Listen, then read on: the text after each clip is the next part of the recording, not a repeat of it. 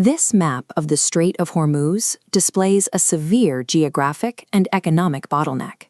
Right now, the strait is functionally closed to global trade. Brent crude sits at $110 a barrel, roughly 20,000 seafarers are stranded, and commercial traffic has plummeted by 95%. That physical blockade generates a massive systemic shock. It chokes off 20% of global liquid natural gas flows and scrambles energy markets worldwide. When a choke point like this closes, the standard military reflex is to force it open by deploying overwhelming naval assets to establish a heavily militarized escort corridor, but bringing in more destroyers and carrier strike groups without first securing political deconfliction creates what we call the escort fallacy. To the adversary, an unnegotiated armada looks like a threat rather than a security patrol. It is perceived as a coercive move, which often triggers immediate, asymmetric retaliation. Military supremacy alone fails here. Securing a maritime choke point requires navigating a multi-domain systemic puzzle. To navigate a crisis with this many interlocking variables, analysts use a methodology called state space search. A state space search is a computational method that represents every possible state of a system as a node, calculating thousands of pathways between them to find an optimal sequence of diplomatic and military moves. When we run a 6-month synthetic simulation of the Hormuz crisis, the model evaluates highly constrained, non-obvious pathways. It functions like an optimization algorithm searching for win probability on a game board, looking past immediate gains to calculate survivability thousands of steps ahead. Human intuition struggles in this environment. Decision-makers naturally default to either applying brute military force or attempting to negotiate grand, comprehensive peace treaties. Algorithmic logic ignores grand victories. The model optimizes purely for the most survivable sequence of off-ramps.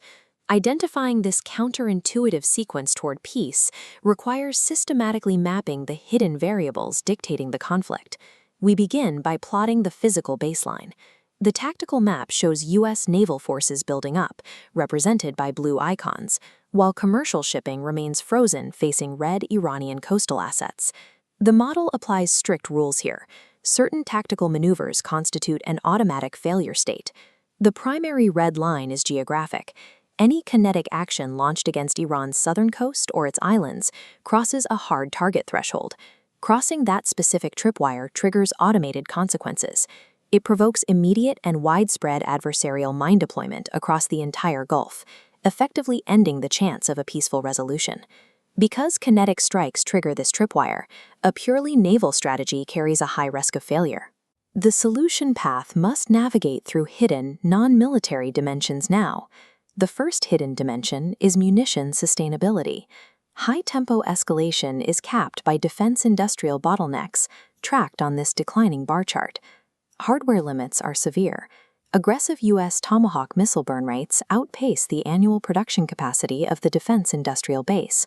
There is also a secondary supply chain vulnerability.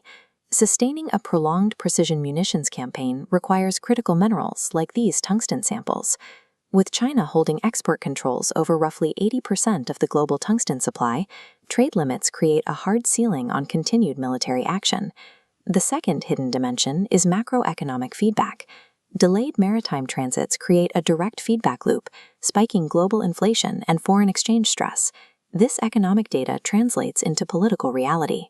Plunging currency values create intense domestic pressure on leadership to find an off-ramp. These industrial limits and economic shocks act as invisible walls within the simulation. They systematically punish prolonged military aggression and force adversaries toward de-escalation. The final and most volatile matrix variable is the prestige constraint.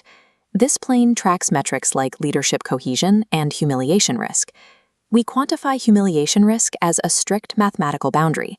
A tactical de-escalation plan will fail if it crosses this psychological line. The danger lies in public framing.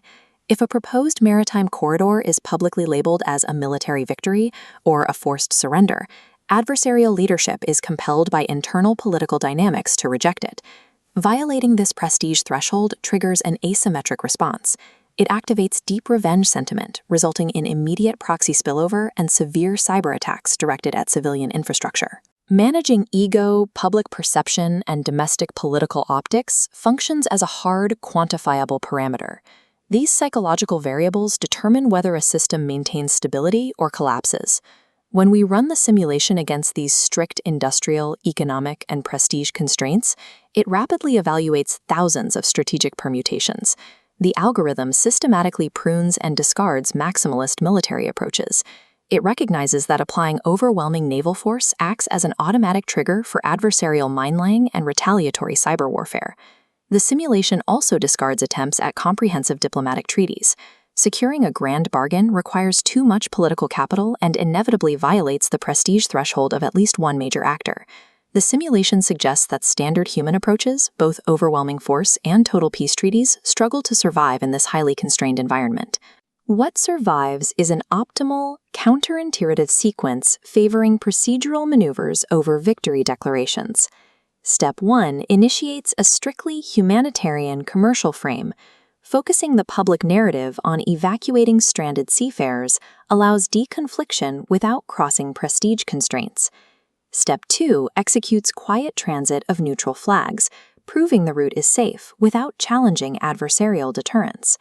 Finally, locking in the pathway requires tacit deconfliction windows, quiet reassurance to Gulf partners, and mutual cyber restraint.